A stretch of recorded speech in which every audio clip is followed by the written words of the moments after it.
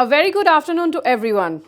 I welcome you all to this auspicious program, Bibek Jyoti Samman Lifetime Achievement Award, organized by Swami Vivekananda University, Kolkata. It's time to honor a woman leader in the field of healthcare sector, Dr. Rupali Basu, Chief Executive Officer and Managing Director of Woodlands Multi-Speciality Hospitals Limited. And she's going to be felicitated by our respected VC sir, Professor Dr. Shubroto Kumarte.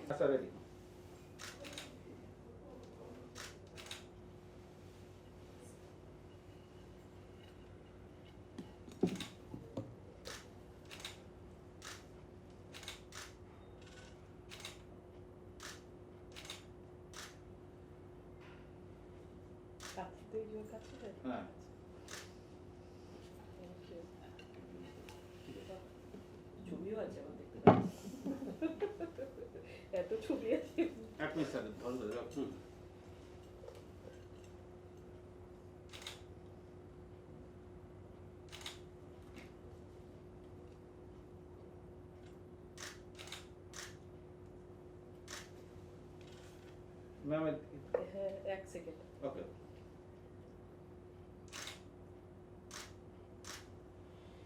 A very good afternoon to everyone. I am Dr. Pritha Pal, Assistant Professor of School of Life Sciences, Swami Vivekananda University, Kolkata, and I welcome you all to this auspicious program, Bibek Jyoti Samman Lifetime Achievement Award, organized by the IIC cell, that's Institutions Innovation Council cell of Swami Vivekananda University, Kolkata. Well, today we have gathered here to honor and render our token of respect to a female leader in the field of healthcare sector. She is none other than Dr. Rupali Basu, Managing Director and CEO of Woodlands Multi-Speciality Hospitals Limited. We welcome you, ma'am, and we are extremely privileged to share a seat with you and have a very short yet interesting conversation with you. Ma'am, first of all, tell us how are you feeling being honored with this award? In life, any appreciation, any honor like this is a way to move forward. It's an inspiration. Right. Anything. So today also I'm feeling that honor, that inspiration, that whatever work that you have done, we kind of put in our 100% into Yes. whatever work that we do. So any award gives you a inspiration and a push to move forward, and actually tells you that whatever you've done it well. That pat at the back. Yes. So I'm very honored, and thank you very much for honoring me today. Thank you so much, ma'am. Actually, we are really privileged to have you here and honor you with this particular award. And ma'am, you talked about inspiration, your kind words of inspiration for all of our students. Life is complex. Life is not all good. Life has a lot of bads and ups and downs, and it's a mix of good and bad.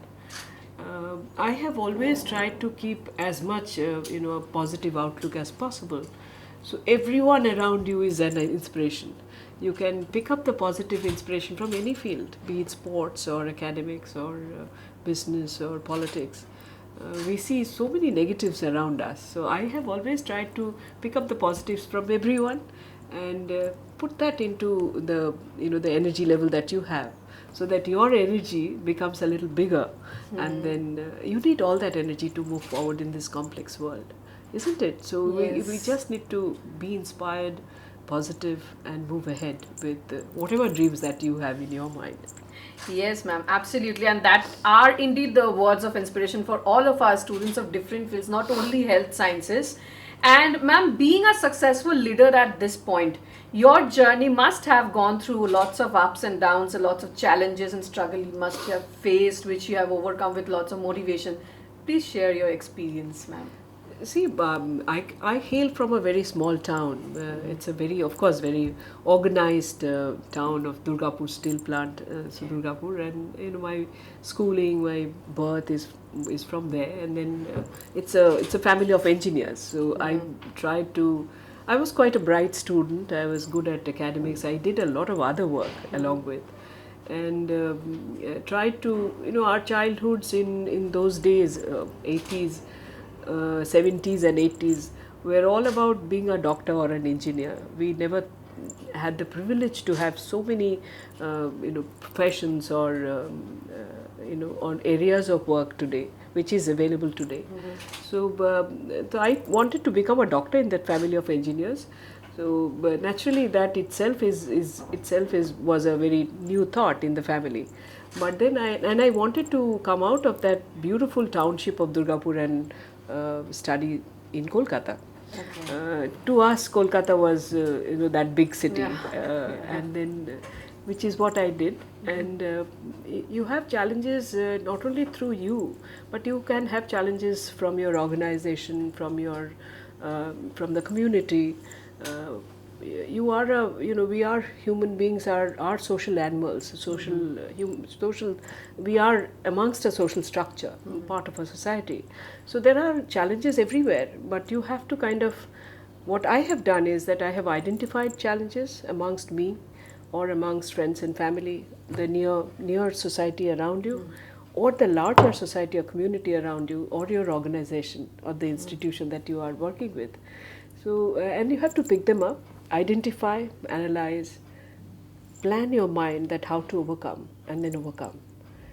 You will always have challenges, but you need to identify, you need to, kind of decide that yes, this is a challenge, and then move on with it. Everywhere there will be challenges, but and I had faced, I think, everywhere, but I have never got bogged down by it or weakened by any challenges. The strength is very important, and you need to overcome it. And I've tried to do that.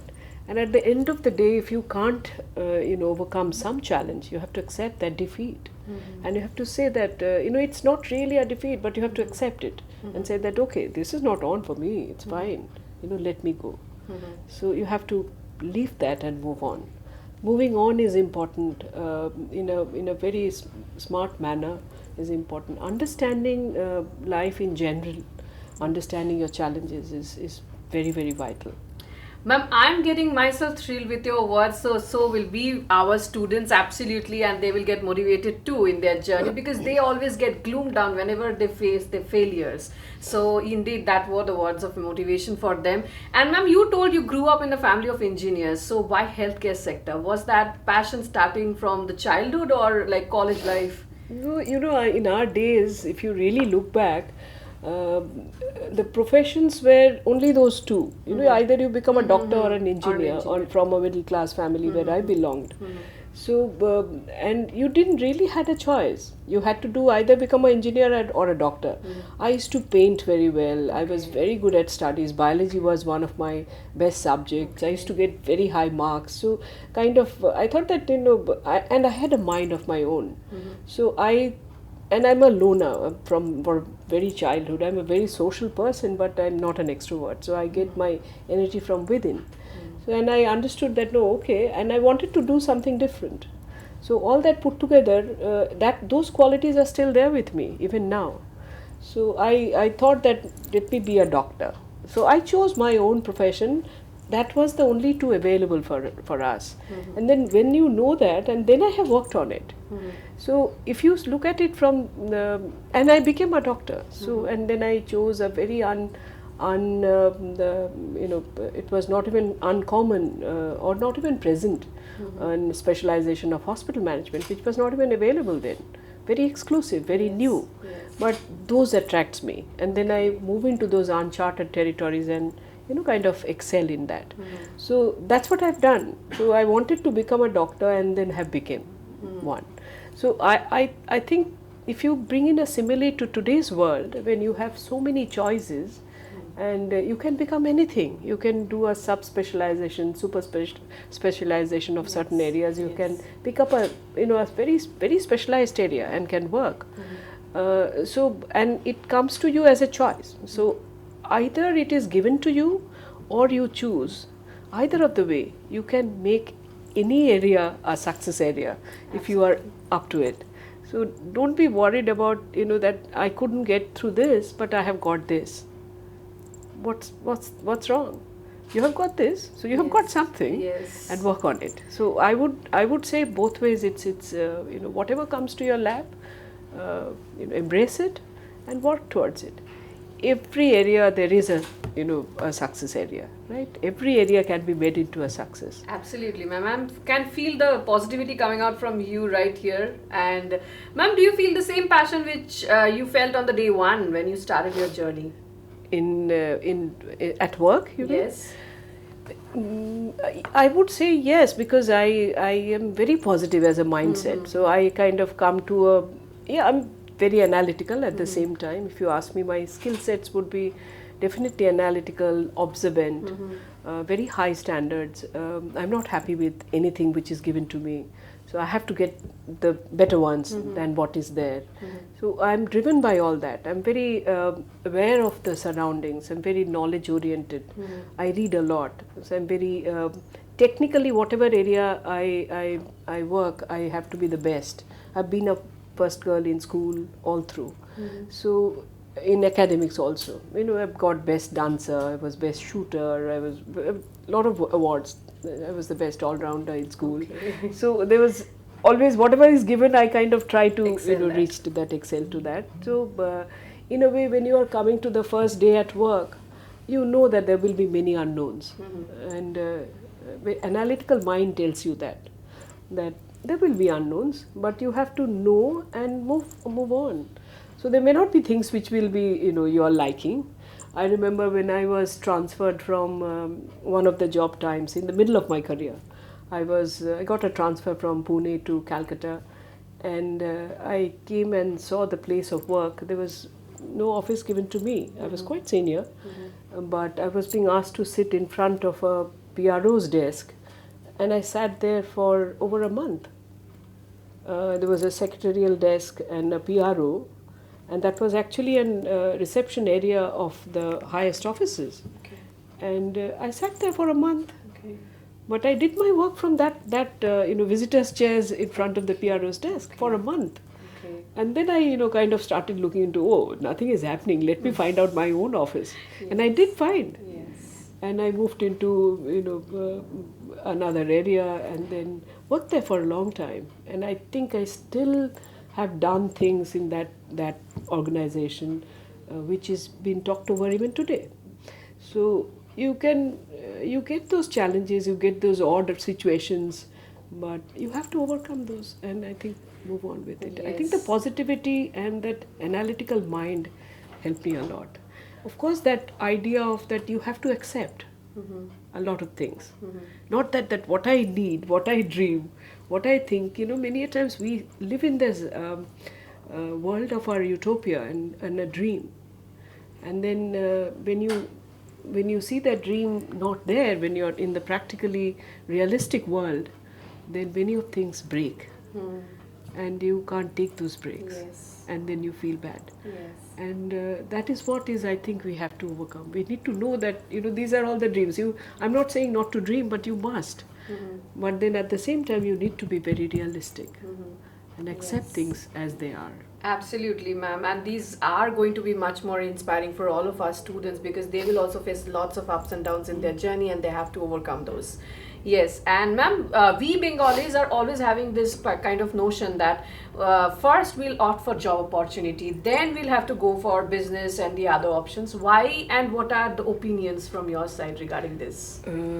I think we are, if you go back a little bit in the history, there are, like the South Indians, Tamilians, and Bengalis have been trained professionals. So, and employment was a big thing, I would still say, of the past, because the world has changed a lot.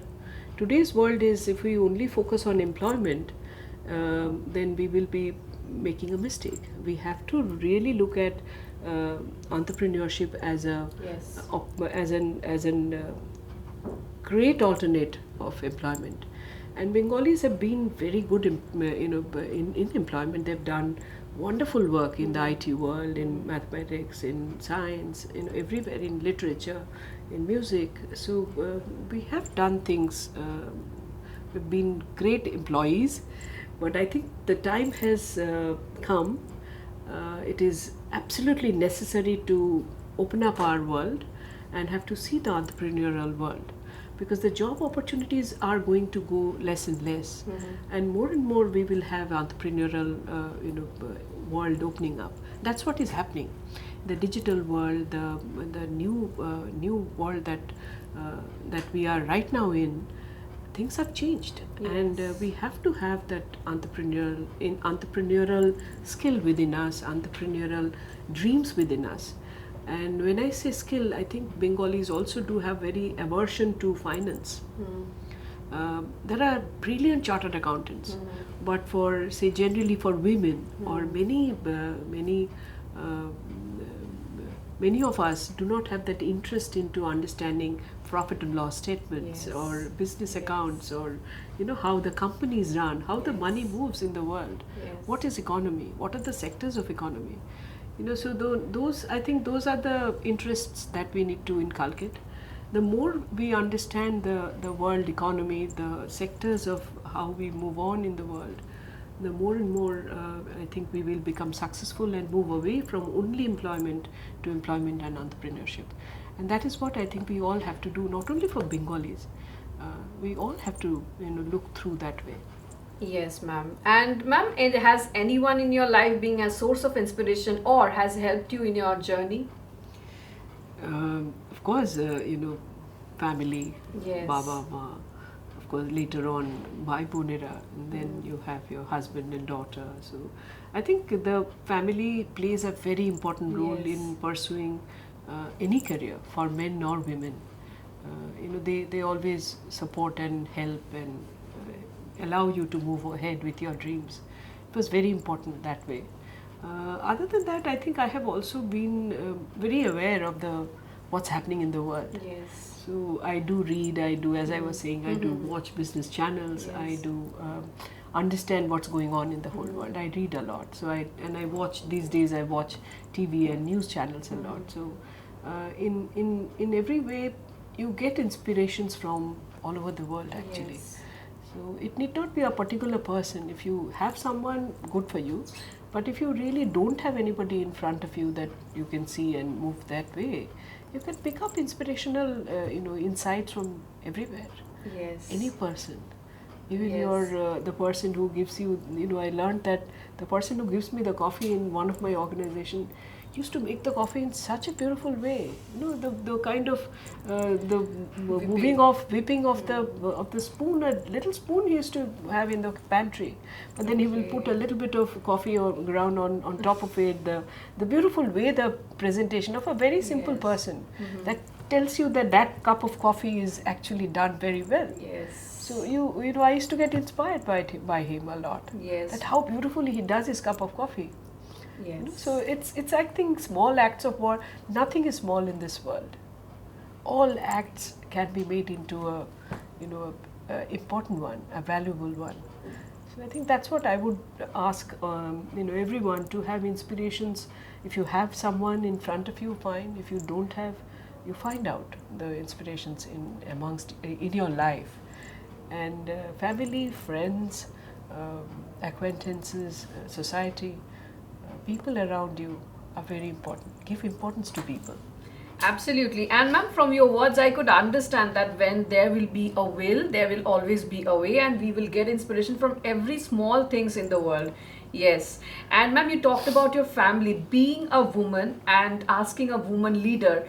How did you manage your work-life balance? That was something I was waiting to ask you. So I think it's a important. I don't know how to say this, but I think my life's philosophy has been balance and boundary. Okay. Everyone needs to have a philosophy of their life. So I have always, there are certain things that you can do, certain things you can't do.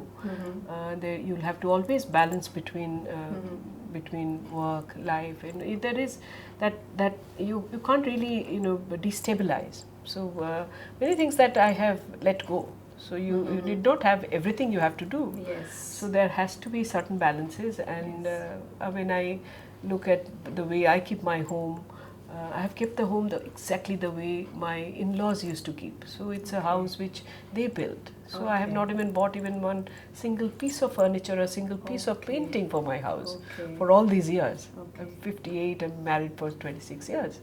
But because those memories are important. Yes. because that the way they built that house, even if it looks little old, but we have not changed. Yeah. So you have, and that doesn't seem, a compromise for me. It's an acceptance with joy and with, the good work that they have done, their time. So memories are important, heritages are important. Um, how you move ahead in life is important. So I think the and boundary is the other part of the life. You need to understand that there is a boundary within which you can work. Yes. And I don't let others come into my boundary, nor I will go into their boundary. So I'm a very boundary conscious person. So if you have the kind of a philosophy, you manage things. I have not been able to do much cooking, but I've been able to have a person who cooks very well, and I've been nice to her. She is there with me. So I have household staff which have been trained. I remember I interviewed 35 persons before I took the nanny for my daughter. Okay. So I had to, because I needed that particular person who will be Yes. with my daughter. So so I kind of manage the home front. Yes. And I don't do, other than my work, I don't do much of parties or things like that. So I have never been to what you call these days the pubs or things like that. I have never been to a dance floor. Okay. So there are things which you don't do. Yes. But the rest of the time I spent at home. So Yes. for me, that's how I have managed. I think, and I have found that peace. Because that's also important, the mental Yes, peace, that you have to be at peace with yourself. Yes, right? absolutely. Whatever you do, you come there, you have to be there. And so that's how I think work-life balance have come in. I have never done that. I cut off work at home, nor I can't do the home things from office. I've never Okay. done that cutting, Okay. which the corporate world do. I don't do that. So I work through weekends, I work through 365 days, 24 hours. And I can take a call here of my home because I think it is important. And and at home, when I can do work also. So I have done my own formula, and I have not hurt anyone, and I will never damaged anybody. So I think I'm at peace with myself that I've been able to manage everything. I'm 100% sure from the other side they will say that no, I may not have done everything right. Okay. But I think we have to, all of us have to create that philosophy, the formulas for you, and then move on. Absolutely, ma'am. And talking about Woodlands Hospital, what is the future of Woodlands Hospital in your eyes in the next 5 years? So when I came in 2 years back, Woodlands has been a very old organization where my father-in-law worked. It's where my daughter was born. It's a 3 generations in the 75 years. This is the 76th year of Woodlands. Okay. So, and it's been a premier institute with multi-specialities, but we had to bring in the advancements of medicine to the hospital. So I have taken up an expansion project for the hospital, Okay. and that would bring in the new specialities like cancer. The super speciality areas will come in. The hospital size will become bigger. That is what I think we would like it to be also accredited by the International Accreditation of Healthcare Quality, which is JCIA. The next 3-4 years time, I think we should make it one of the best in the city and in the country, probably with the international benchmarked clinical care.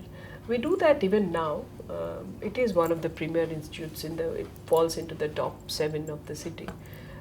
But at the same time, I think those new specialities, new programs like liver transplant, cancer, those kind of, absolutely the quaternary care of super specialty care would have to be brought in, and it should become a seat of academics, training, research, as well as the best possible international quality clinical care. That's my dream of Woodlands. Absolutely, and we are also hoping for that day to come very soon. And we are also like we consider ourselves as a blooming university since we have started in this pandemic only, and we want your support at every point so that we can also improve day by day, ma'am. And ma'am, one cannot leave out this COVID pandemic whenever we are talking about healthcare sector. What are the challenges faced by the healthcare sector in this pandemic, and what are the strategies to improve the situation? See, we are now almost at the fag end of the Yes, pandemic. yes. We are waiting to hear the news that it is called off, Endemic. and it will become an endemic disease. It's not going to go away. So we have done our struggles for the last 2 years. Yes, healthcare workers also have got the same sufferings as the whole world and all of us. The institutions have changed. We have now COVID area, non-COVID area. You have to get RT-PCR Yes, testing. yes. You have to do, all kinds of processes. All processes have has been redone. All processes, all protocols have been redone. But I think all said and done, it is end of the day, it is one of the infective disease that we have in our codification of diseases book. So this is the latest one. So we have to live with it. We have to live with the disease, and we have to move on with it. So I think we will very soon, another 2-3 months down the line, I think we should be able to, stop all those RT-PCR testing before travel and from movement here and there, and you should be able to have the vaccination program. That will continue definitely.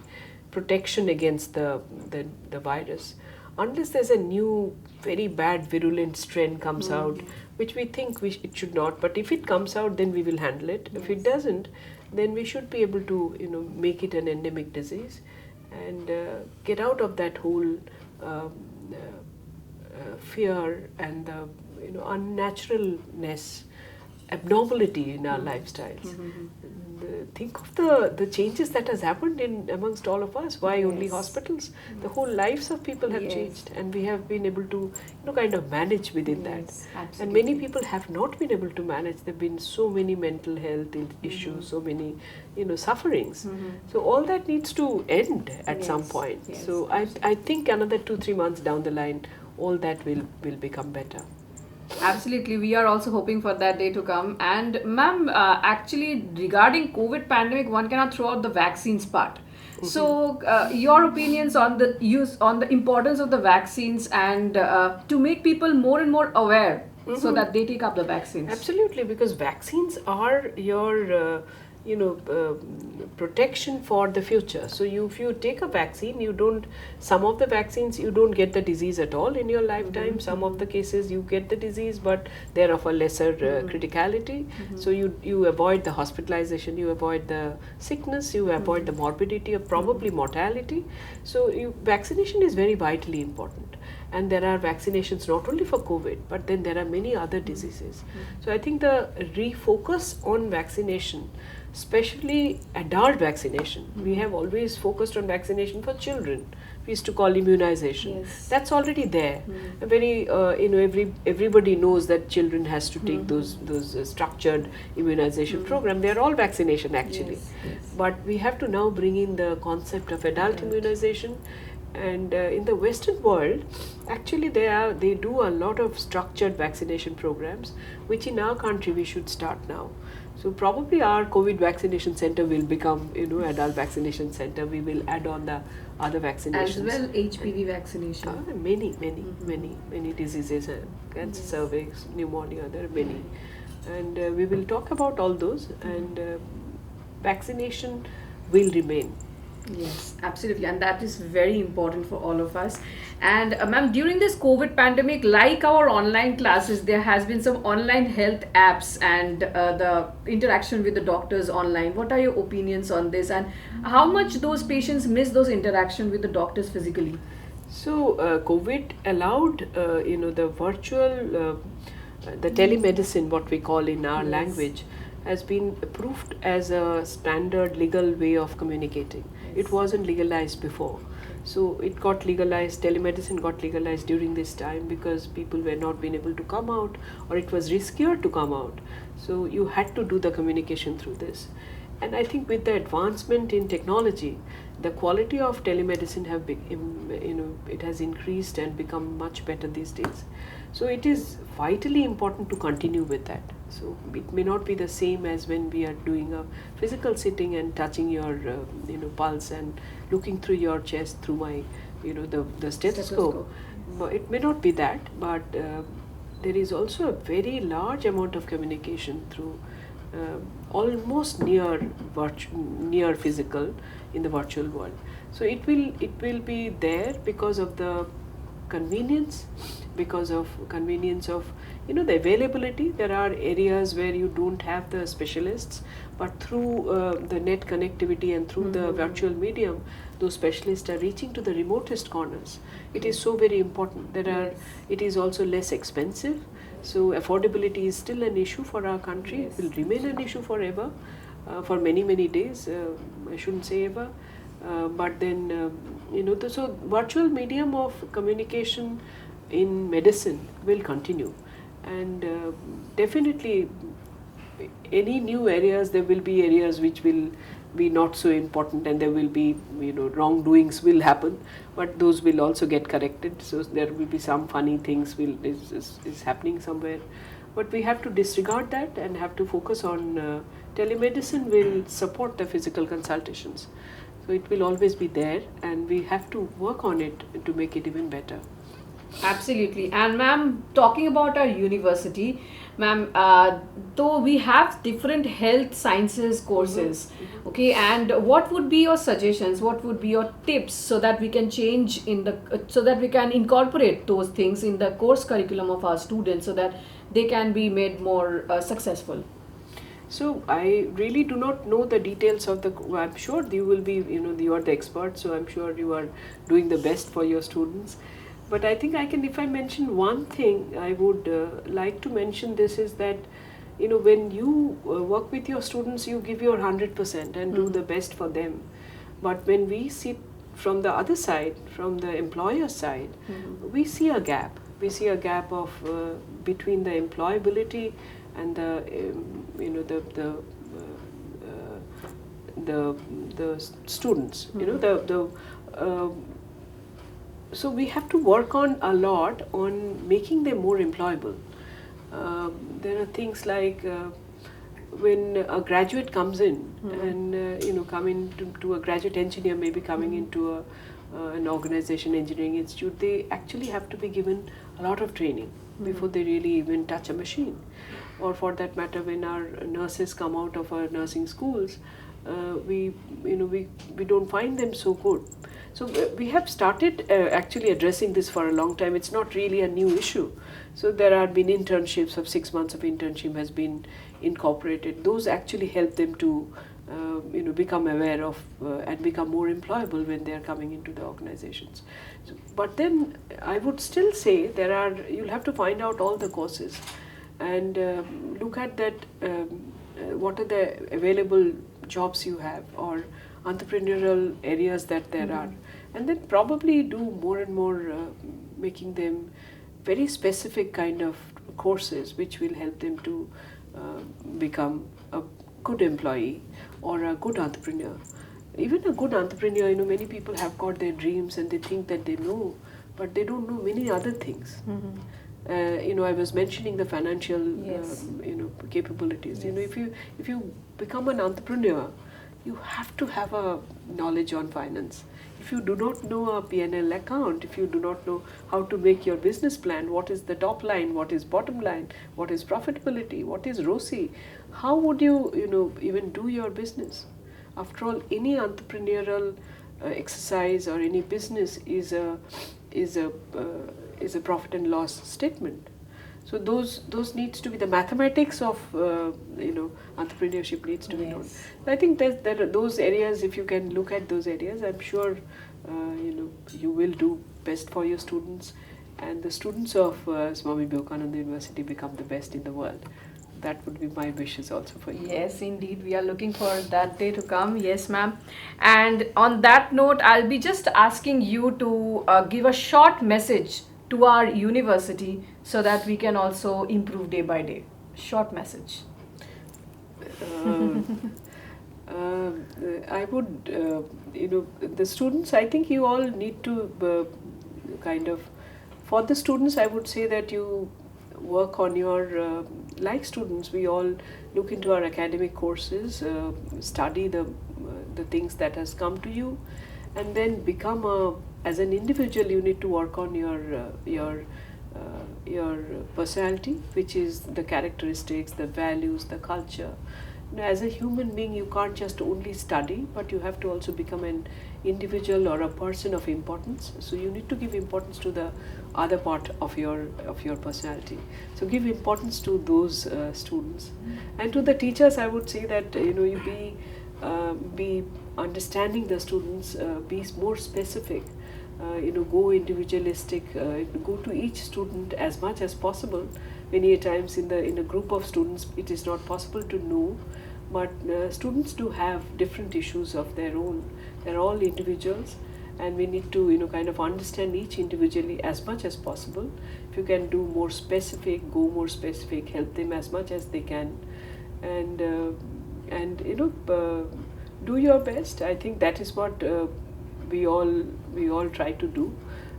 As an university, as an organization, I would like to see the organization go up and up, become bigger, become better, become one of the big names in the in the world of academics. So become in the ranking, you should come up. So when the new universities, you should try to do that first 50, then first 20, and first 10.